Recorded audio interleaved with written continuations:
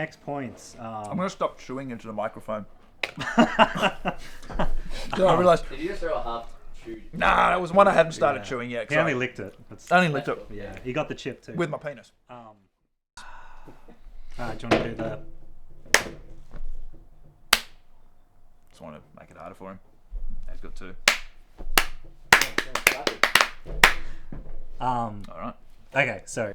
Alright, so this time on Red Dirt, we're going to mix things up a little bit. So, normally when people think four-wheel driving, they see the exciting stuff, they see the travel and the tyre pressures, but the reality is there's a lot more important things happening than how much you should drop your tyre pressures. So, we're going to take this opportunity to sit down, we're going to smoke some meat. No jokes on that front, Danny.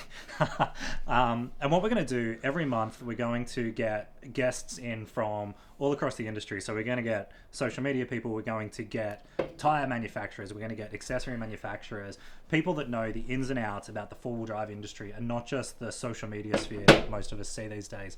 So to kick things off this month, Danny and I are sitting down and we're going to talk about cheap shit. Okay, so we have a few points that we need to run through, and the first one is a pretty big claim that a few different manufacturers and one pretty notorious media house have been making, is that cheap gear is making camping cheaper for people. And I'm not quite sure I agree on that. I think things are a little bit more complicated than that. The idea of camping necessarily being expensive seems bizarre to me. What do you think? So you and I were around when the cheap gear revolution started, and one thing that always weirded me out was that I never found camping, I never found travel, I never found... I went all over the place. I've been around Australia a couple of times by the time this started, and I'd never found it expensive. I mean, the most expensive thing was always fuel. If you could sort your fuel, you could raid your pantry, you could go camping. It was not an issue. I made allowances for the fact that I didn't have a lot of money. My first big trip around Australia, I was 19. I took off with about 7 minutes notice. I didn't have an awning, I didn't have a fridge, I didn't have not one iota of stuff that you would call four-wheel drive specific gear. Everything that I needed, I made it, or I would say cobbled it together. So I didn't have an awning, I had a tarp, and you could go to BCF or your local camping store or whatever, you could buy some poles for $10, some rope, and some tent pegs, which, let's face it, like everyone's dad had that bag of tent pegs in the shed. Like, you know, the one that you find 30 years later and you're like, wow, okay.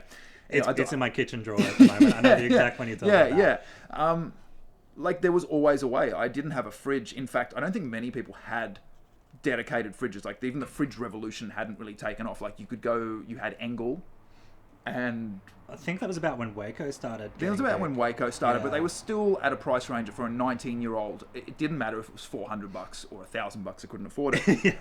And luckily, I raided Dad's pile of shit in the shed, and there was the old Coleman, not Coleman, the Esky branded, blue thing with the white lid that had turned yellow. Yeah. And I had to buy ice for it like twice a day because it was just terrible. I actually think it had a heater in it, but.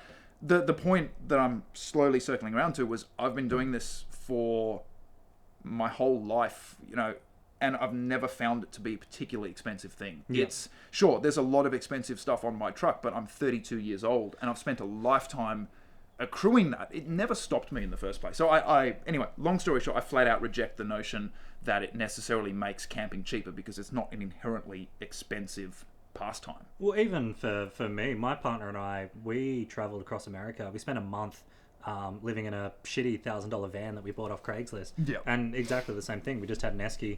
You know, every day or two, you just buy a $2 bag of ice, pour it in. Yep. I don't think I had my first 12-volt fridge until I was 27. I think I was about 3-4 drives in at that point. I would have been quite similar. Yeah, so it's kind of odd now that... I had the Patrol before I had a fridge. Yeah. So I'd had the Patrol for years before I had a fridge. Yeah. So that must have been, late 20s, I reckon. Yeah. So I think that sort of it rebuts the idea that there's $2,000 fridges, and if you can't afford a $600 fridge, you can't go camping. I think there's always been $2,000 fridges. There's always been camping. The fridge makes things great, but you can go camping without a $600 fridge. And I think that same sort of thing crosses through to a lot of other accessories too. It's not just the individual camping things. And I remember years ago at Full Drive Action writing the articles on how to go budget camping, and you know, you'd see people driving around with their BCF tent poles wrapped up with a tarp ratchet strapped to the side of their awning, and that just doesn't exist now. Yeah, yeah. People have gone from $30 worth of tarp and poles to a $100 awning, and they think they're saving money. Yep. Winches were a polarizing one. Yes. That changed that I think winches threw everything, all the cheap stuff into the limelight really, really hard, because they were the first thing that, I think, you know why that happened? I think because cheap winches were the first thing that said, I'm cheap, trust me, because I'm one of those like big safety items, but it's cool, I'm cheap, it'll do just as good a job. And man, I had a hand winch. I remember you telling me stories about using when you rolled that camper trailer. Please tell the story about when you rolled a camper trailer and how you walked. The story you told me Monday morning in the action office when you walked in, and I was like, "How was your weekend, mate?" And you're like, "I rolled a camper." Look, in my defense, it was an incredibly long steep hill climb, but at the bottom it didn't seem too bad. So it was just in high range 4-wheel drive, got to the very top towing a camper trailer in my old 60, no compression, no power, no grip, and it ran out of steam right at the top and sent me backwards a million miles an hour. Fortunately, it ran up the bank and put the camper trailer on its side, but Fortunately, I rolled the camper. Fortunately, I rolled the camper trailer. Unfortunately, I didn't have a winch, but what I did have is a high lift jack and a couple of snatch straps. So I jerry rigged it all together, put a few snatch straps together, and managed to winch this thing back over. Disconnected the trailer, drove up, and then pulled the trailer back up. So I think it really, the idea that you can't go camping without a 12-volt winch, it's bullshit. No, it's bullshit. If someone says you can't go camping without this latest and greatest imported fridge, complete and utter bullshit. But I did half a lap of Australia. I'm going to lose some followers on this one. I did half a lap of Australia in a 2-wheel drive SsangYong Musso.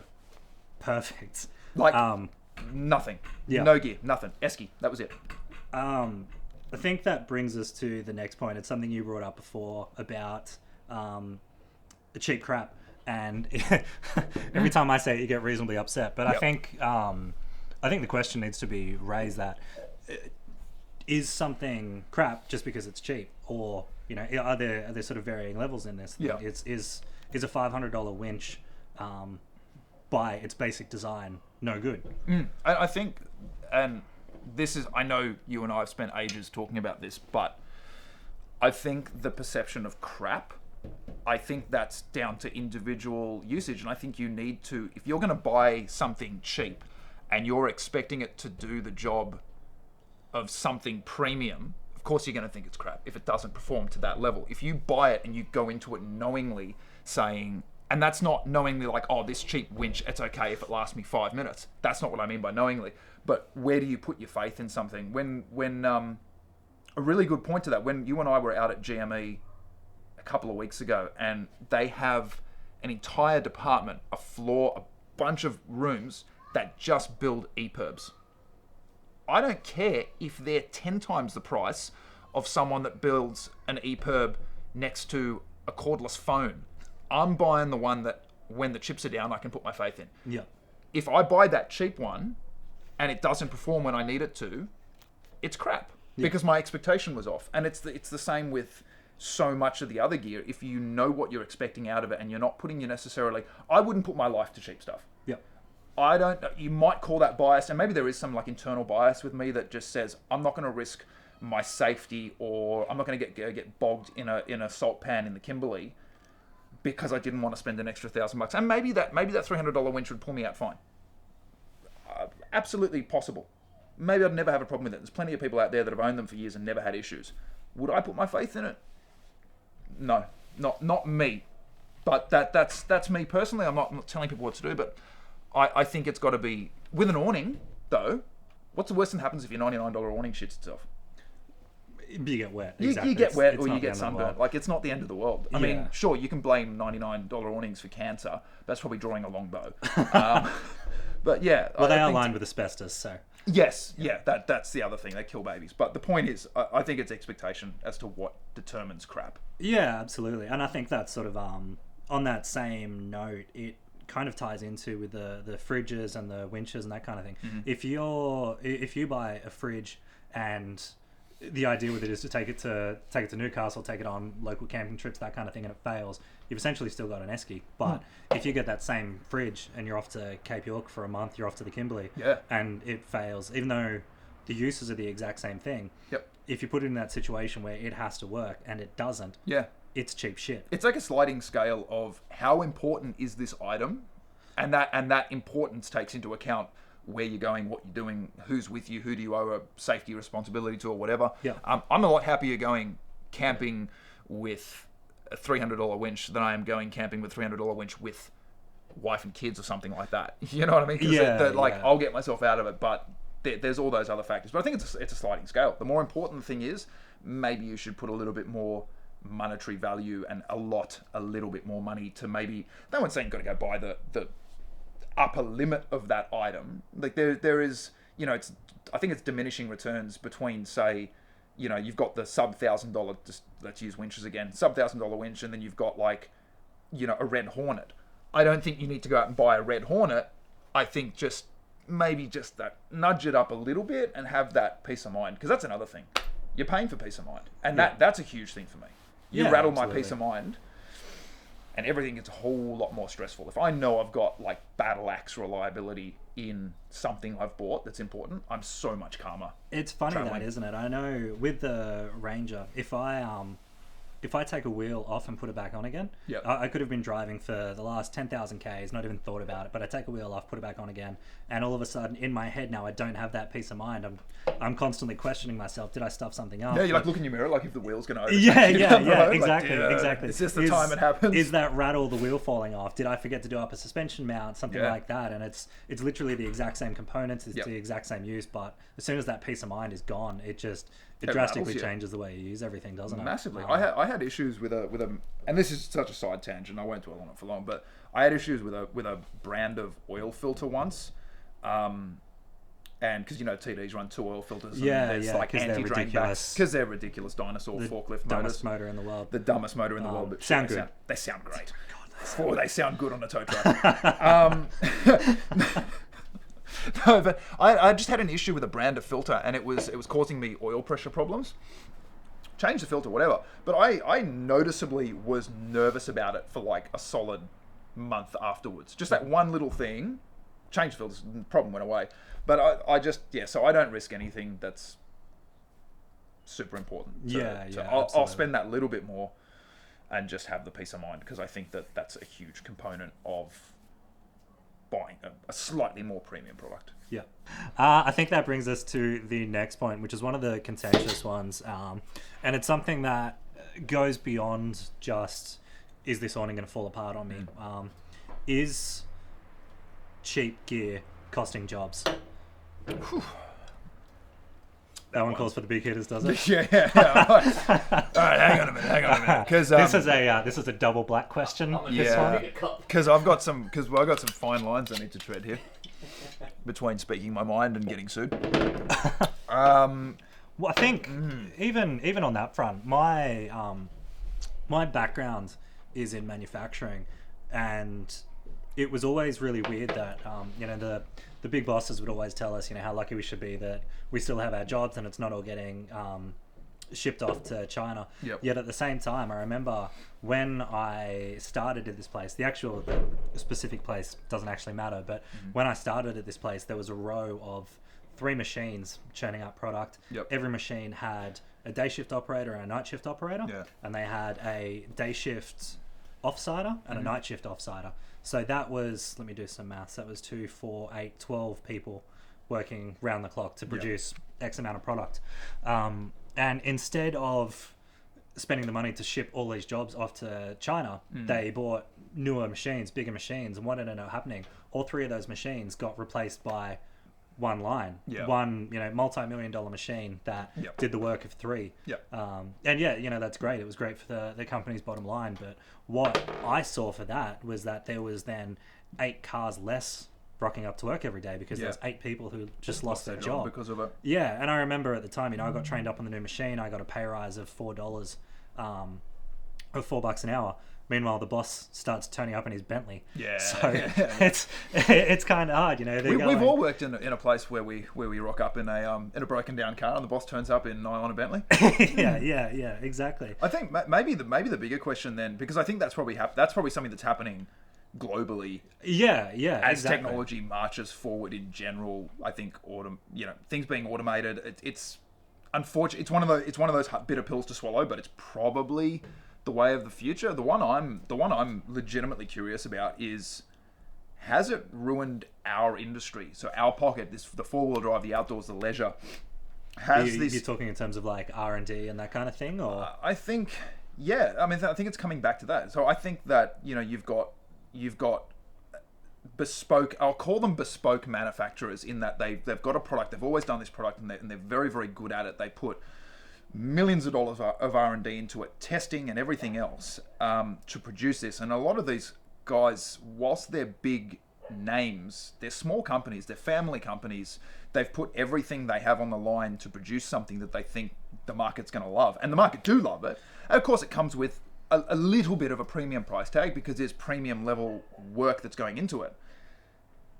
But then you have a company that has got this just ginormous capital behind them, goes and buys one, yeah, I see right? where this is Goes going. and buys one, sticks it in a freaking speed pack box, sends it overseas, has it reverse engineered. It comes back boasting all the same features. Let's forget reliability. Yeah. But it boasts all the same features. And look, it's 20% of the price of the original. So thank you very much, small family business. You've done all the R&D for me. Now go get, and here it is online for $80. Yeah, and that's happened That a few shits times. me that freaking shits me. I don't care about cheap stuff.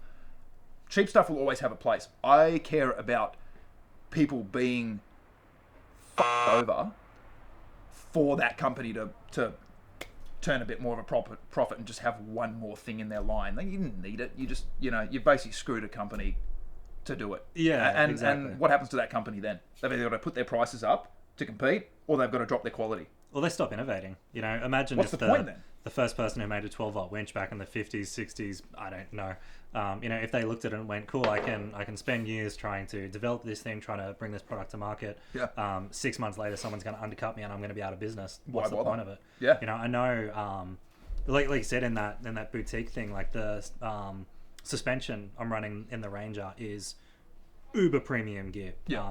Drive Tech, they teamed up with Supershock down in Adelaide, and they do they do all the V8 supercars. They do a lot of super high end performance stuff. So Yeah, my suspension in the Range is basically like, it's the kind of stuff you'd run on a GDR Skyline. Yeah. And with that comes a premium price tag. Yeah. Now, all that R&D, if another import company goes and buys a set, they copy it, and they go and get it made in China, Yep. and it rocks up back in Australia in 6 months for half the price. Yep. And it's got cheap seals that fail. It's got cheap chrome plating. The valving's all wrong, so it rides like shit. But on paper, Yep. it's a super stock. Yeah, exactly. it kinda- looks the same. It's got the same colours. Yeah. It's got the same features on paper. Yeah. But it's a shadow of it. And I think that's a big thing. Like this image, like it's basically like if you saw an ad for like a prestige watch that was like a cheap prestige watch, it's really just a knockoff Rolex. You're not getting a Rolex. You're getting a watch that looks like a Rolex that isn't, for cheaper. Yeah. But for Rolex, it's a massive problem. Yeah. And you're not in, like, people need to get this out of their heads that it's not the same product. It's not the same for less. This, God help me, this shit that gets thrown around that, it all comes from the same factory anyway. Like, that kills me. That freaking kills. It all comes from the same factory. There was one that was, I think ARB with their Simpson roof toppers. Mm-hmm. There was a conversation years ago, like on Facebook, and everyone chimed in. It all comes from the same factory as I think they were talking about a Super Center one, or I think then it was Tigers 11 or whatever it was. Yeah. And it's like, people need a bit of an insight into how that stuff works. And it's like, there might be the same physical building, but they don't understand. When you go to China and you look at these production lines, there are bins. Like, do you want the 5-cent zipper? Do you want the 10-cent zipper? Do you want the $1 premium zipper? Yeah.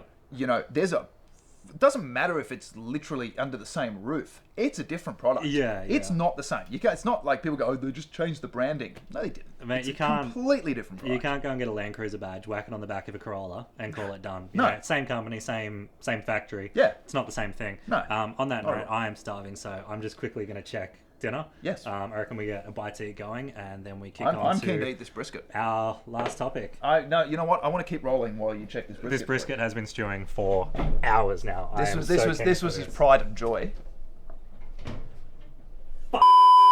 For the big man. Oh, there we get some smoked meat. Forever bulking, hey Brody. Yeah, I'll wait on the bulk. A-cam's still running, by the On way. the bulk. Yes. Hold on, let me. Okay, so after the brief interlude for us to eat the brisket I spent all day burning, I think it brings us to our fourth and final point, which I forgot, but Just jump in there, mate. it is, does this mean that expensive gear is worth it? So I feel like all of these topics, well, all of the potential breakdowns for these topics will ultimately come full circle in a way to what you need, where you're going, and the importance that you place in it. I can't sit here and tell someone that they have to have a $3,000 winch, $4,000 roof topper. I did, and I sold it because it was wrong for me. Actually, that's a valid point. yeah, I had a $4,000 rooftop tent that I got rid of because it didn't suit my needs. yeah, I feel like that's the full circle. But in premium, there are, without a doubt, differences that put these things on a higher plane. I think you can't. I think it's wishful thinking to say that it's the same thing as saying, oh, they're built in the same factory. It's the inverse of that. You can't say that, oh, it's not worth spending the extra dollar. It is worth. You will get a better product, I think, is what I'm trying to say. but is it necessarily better for you? Is it necessarily better for you? That's an individual question. I think there will always be a place for that premium gear, and I think certain people will always rely on that. You and I spend the majority of every single year, like how many times a week? Like pretty much every day almost, we're either off-road or towing something or have a fully loaded vehicle or something like that. So for example, suspension, yeah, it has to be premium because it's getting worked hard. Yeah. But then the same thing, I'm not running a dual battery system. No. There's amazing systems out there. There's huge inverters. Yep. I can get away without it. Yeah. So for me to go and spend actually, I mean, like that the power pack that you run, the Baintech Power Top, yeah, that is actually for you. It is the best thing. yes. Whereas for me, I run a full dual battery system, and for me, that's the best thing for my use. He likes reminding me that his cameras are a lot bigger than mine. So just Sorry, what? nothing at all, buddy. Nothing at all. No, but I know what you're saying. Yeah. But, for me, my exactly on those veins, that my suspension is super high end premium stuff. Like it's up there. Yeah. And I can rally that thing so hard. It's I know. unbelievable. I chased you down Mount Pinnabar once. Yeah, it literally. I can jump that thing every day of the week. I know. I've picked up the shit that's fallen out of your tray. I can race up and down back roads. It's a monster. But for a tradie who goes camping occasionally and really needs something that holds half a ton of weight constantly, it's not the suspension for him. A great suspension, but he might be better off looking at one of the intermediate, one of the remote reservoir kits, or something like that. It's not just a case of if you spend more, you will get a better result. You'll get a better product. Yeah, but the you may result not. is dependent on your usage. Exactly.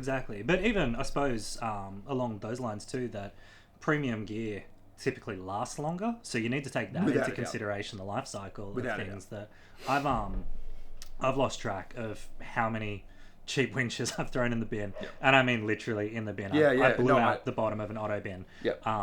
Whereas your winch is the high mount. How 30 years old 30, or so? 30 probably. Well, I mean, I don't know what the casting marks on it, but it's look. I would at a stretch say 30. I'd say look, let's just call it 20 years old. Yeah. When I bought it secondhand, covered in rust, like you wouldn't look at it and go, oh, that's a viable thing. I think I spent about $600, $700 on actual rebuild parts for it. Take all the performance stuff out because that's not really relevant to the point. But I think I spent $600-700 rebuilding a second-hand high mount, and I'll probably sell that if I wanted to. I could sell that in 30 years to someone to do the same. That basic platform is rebuildable. It's quality. It's going to last. It's So strong. you're looking at about, say, $350 a decade, really, for the use that you're getting out of it. Yeah. And you compare that to an imported winch, which is going to be about $400, and it might, a lot of people, everyone sort of says, if it lasts me a year, I'm happy with it. I can keep buying a new one every year. Like, if you're gonna be into wheeling and you're gonna be into travel for a year, cool. Yeah. Fine, Exactly. if you're gonna get out of it after that, but if you're gonna do a second year of it, well, you might have maybe spend double or something like Yeah, It's a exactly. false economy. It doesn't. That whole notion, it's only got to last me. Like, man, it's got to like. How long's this hobby? How long's this lifestyle gonna last you? Yeah. Buy stuff that suits that. Like your winch, you're running. I mean, essentially the similar principle. You're running that 2-speed, 2-up, 1 from Drive Tech. You've got the Super Shocks, all that sort of stuff. Like, if you need to put that in for service in a couple of years' time after we've belted out like 4 seasons of red dirt, You can buy parts. You can buy parts. You can rebuild it. Forever. I've had just like crappy monoshocks in my car before, and when they go, that's it. Like, that's not even worth putting a seal in some of those cheaper shocks. Yeah. Okay. Like, so I think really it all comes down to the uses, really. That $100 awning for someone who uses their awning once a year. Sure, it's not cheap by any stretch of the imagination, but you're not really saving money. But if you don't want to spend as much straight away, all right. Yeah, exactly. So I suppose I'd really be interested in seeing the use cases. You and I know what works for us, and we both have very different vehicles, very different needs, and as a result of that, we buy very different gears. So I think I'd be really interested in hearing from the general four-wheel driving public, Absolutely. you guys, what is worth you spending money on? What's not? What gear have you got on your four-wheel drive that you regret and wish that you had saved money by doing a different alternative? Yeah. Actually, that reminds me, we haven't thought of a name for this thing yet. We got No. One sec, Brody. What are we going to call this thing? We haven't actually thought of a name of this yet. We had this Seamless. We had this idea that it had kind of come to us by the end of it, but it clearly hasn't. So I'm a reasonably factual guy. I figure we've got the barbecue going. We're sitting around the glass table. It's pretty obvious. We're partying with the glass barbecue. Danny's is a bit weird. That's offensive. Honestly, like, you can't do that. I think, look, we've cooked some meat. We're spinning a yarn. We're putting a spin on certain subjects. Oh, okay. I think the only way to go with this is meat spin. We're all hanging around having a meat spin together. Back to you. These are f***ing awful names. Just dreadful names. Jack inspired. Can you guys... I know you've already smashed that subscribe button, but can you leave a comment below and tell us what we should call this thing? Because it's clear none of these names are going to work. No. So hit us up, let us know down below what you want to see this called next month, what topics you want to see us talk about next month, and who we should get in the third chair. Yeah, to give some real... They'll be sort of here, maybe. I'll be a little bit there. To give some real industry insight. We'll see you guys next month on the Glass Barbecue. Meat spin.